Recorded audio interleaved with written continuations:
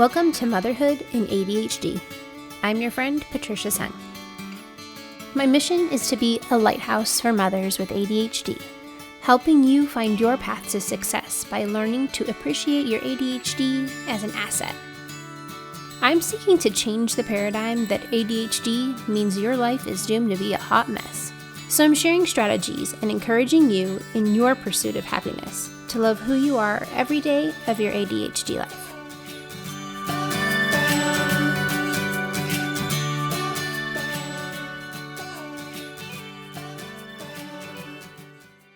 Hey there, successful mama. It's your friend Patricia.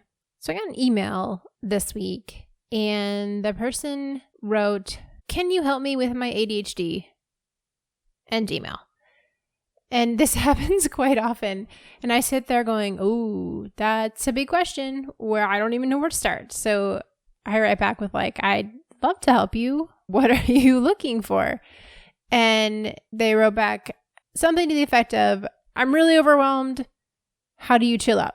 And so I wrote back, "Well, here's what I do. I work out every day and I take care of myself in this way. And I also do this and I do this. And I realized I sent him this email with 20 different ideas.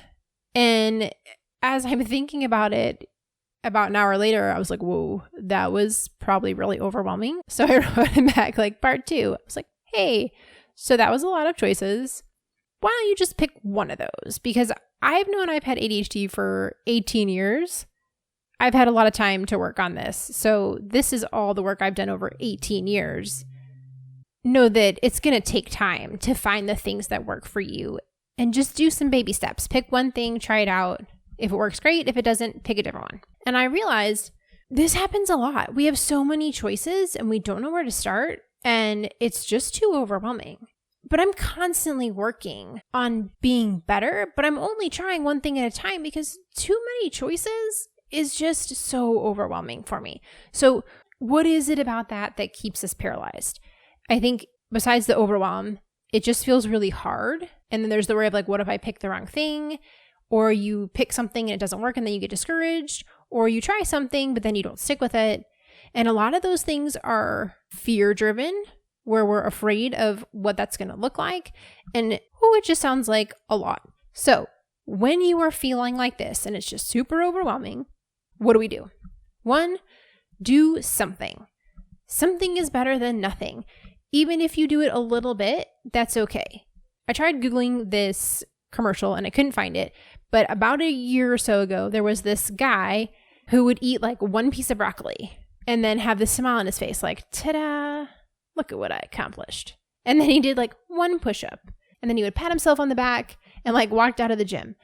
And I think I remember the commercial being hey, 1 broccoli is not enough, or 1 push-up's not enough. You have to do more, because they're probably selling something.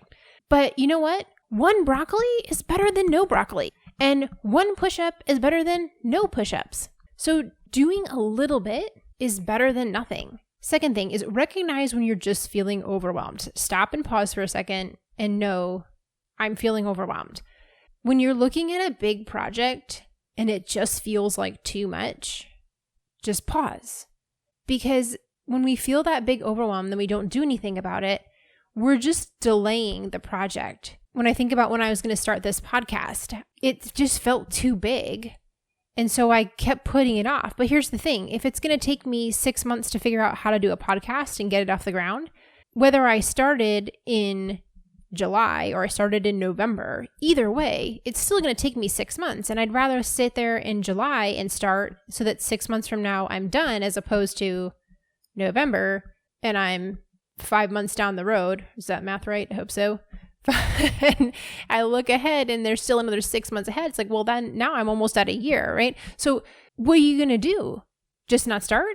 It's just going to take longer. And that's one of my, one of the ladies I love following, her name is Allie Worthington. She says that. She's what's your other choice? Just wait longer to start? It's still going to take you that long. Just do it. Just start doing something. So then the third part of that is do the baby step. Eat 1 broccoli. Do 1 push-up. Just a little bit will make a difference as you add up.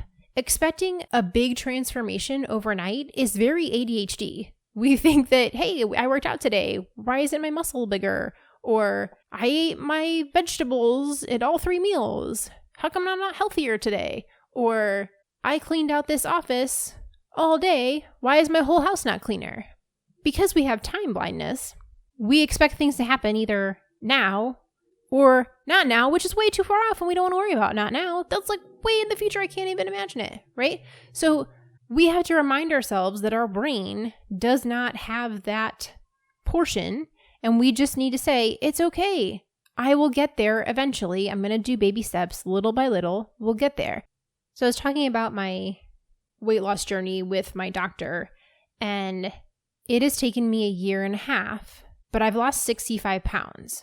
But it was really slow going. I mean, if you do the math, which I really should have done this ahead of time, I guess, 65 pounds, 1.5 years is more than 65 weeks. So I was losing all along the way, either a half pound, maybe a pound at most. Some weeks I stayed the same.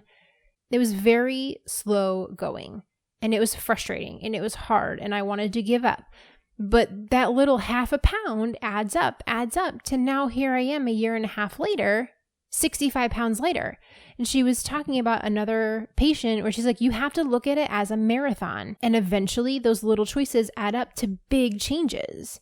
If you think about it, if you're losing half a pound a week and there's 52 weeks in a year, that's 25 pounds that you've lost. So even if your goal is to lose 100 pounds and you do it super slowly, that's 4 years it's going to take you to lose 100 pounds. And that feels so long. But yet at the same time, 4 years from now, do you want to look back and be like, oh, I'm still at that same 100 pounds that I am overweight? It's pretty impossible for us to just magically lose 50 pounds in a short amount of time and it be a sustainable thing. It's an unrealistic goal to think I'm going to be able to run a marathon in a month when I probably couldn't do this, what's that app called? That Couch to 5K or whatever. Like, you're not going to build that business in 2 weeks because there's only so many hours in a day to create that product or to build that website. You have to do tiny pieces in order to get there. It's not an immediate gratification. And I know as with ADHD, we want that immediate gratification. That's how our brain is set up. And it's about telling yourself that it's okay to make these little bitty changes because eventually you'll get there. And I still do this. I still struggle with this. I needed to hear this pep talk, and that's why I wrote it down, because I have been lollygagging around trying to figure out, how do I reach more women? How do I reach the women who don't even know they have ADHD? How do I reach the moms who are just struggling and feel like a hot mess and don't even know that this is why they're struggling? And I just felt so overwhelmed by the prospect of trying to figure out, how do I make this work? That I've been reading and I've been researching and watching videos for months. And I've got to this like analysis paralysis stage, and I hit that task initiation block where I felt like doing all of this research was getting me closer to my goal, but it's not. It's a form of procrastination. It's a form of an excuse because like, oh, I need to learn a little bit more. I don't quite know enough to do a new thing.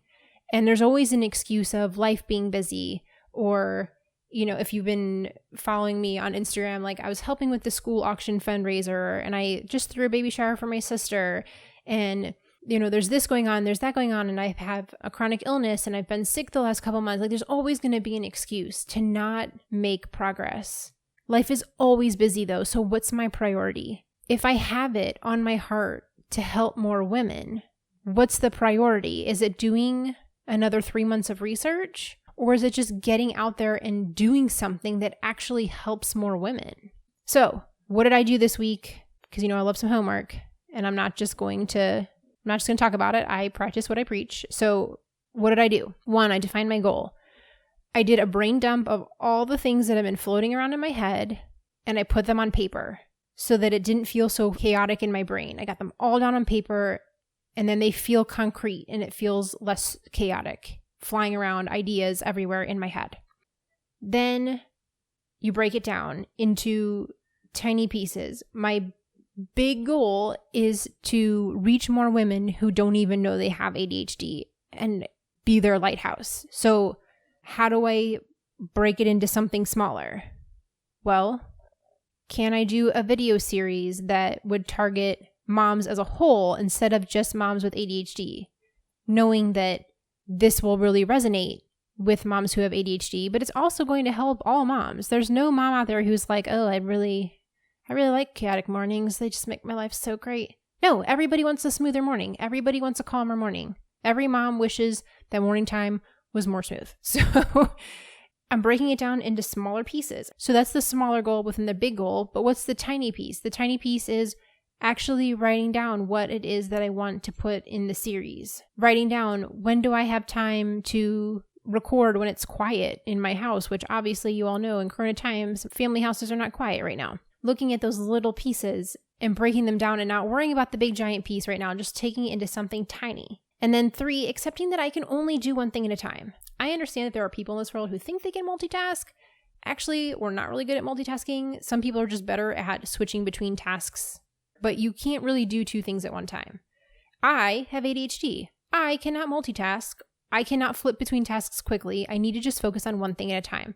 So accepting that, that's okay. I don't want to be a multitasking wizard. It's not realistic for me. I can only do one thing. So what's the one thing that I'm going to do today?